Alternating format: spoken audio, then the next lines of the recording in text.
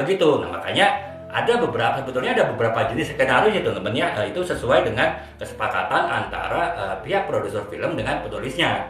Yang pertama adalah jenis skenario yang disebut dengan adaptasi yang setia. Artinya itu benar-benar sebuah novel itu ceritanya apa, ya itulah yang diangkat jadi film dan tidak boleh ada perubahan ataupun modifikasi dari cerita novel tersebut ketika diangkat jadi film. Itu yang namanya adaptasi setia ya. Kemudian yang kedua adalah adaptasi yang ini gitu yang modifikasi. Artinya cerita intinya tetap sesuai dengan novel filmnya, tapi ada hal-hal yang ditambahkan ataupun dikurangi oleh produser filmnya, terutama tujuannya untuk membuat unsur dramatisasi ya teman-teman ya. Karena kan seringkali novel itu walaupun menarik, walaupun laris, tapi mungkin kurang dramatis kalau diangkat jadi sebuah film.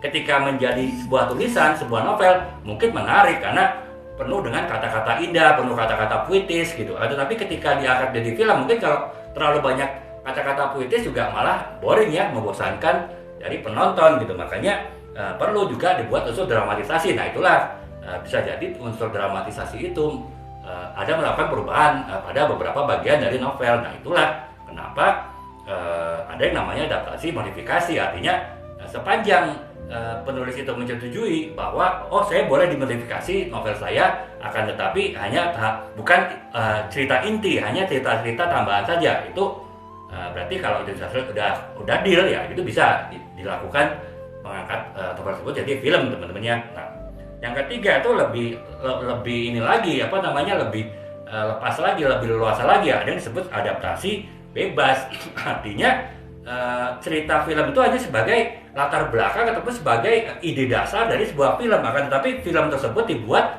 bisa jadi benar-benar berdasarkan pengembangan imajinasi dari penulis skenario yang mungkin ceritanya sebagian besar justru beda dengan cerita buku gitu. Makanya teman-teman mungkin juga pernah lihat ya film yang diangkat dari novel, akan tetapi ceritanya ternyata beda sekali dengan novel ya, karena memang itu sudah kesepakatan dengan penulis novelnya bahwa ya udah novel saya yang diangkat sebagai latar belakang, sebagai ide cerita. Akan tetapi ketika diangkat jadi film itu bisa bebas dikembangkan oleh tim skenario lah. Ya, makanya ya itu tadi itu kalau tentu sudah harus kesepakatan di awal tentunya sesuai dengan kontrak ya.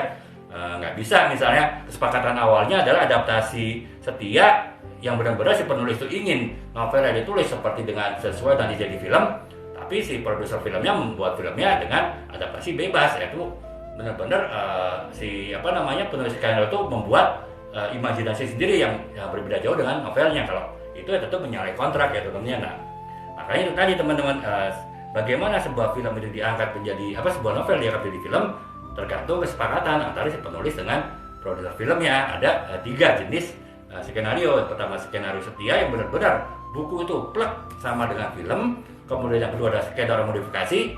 Buku itu sebagian besar sesuai dengan filmnya, tapi ada unsur-unsur tambahan, terutama untuk menambah unsur dramatisasi film tersebut ya. Dan yang ketiga ya adaptasi bebas, artinya buku itu hanya sekedar hanya ide cerita awal, tapi pengembangannya dilakukan sendiri oleh tim skenario yang bisa jadi hasilnya akan sangat beda antara novel dengan cerita filmnya gitu.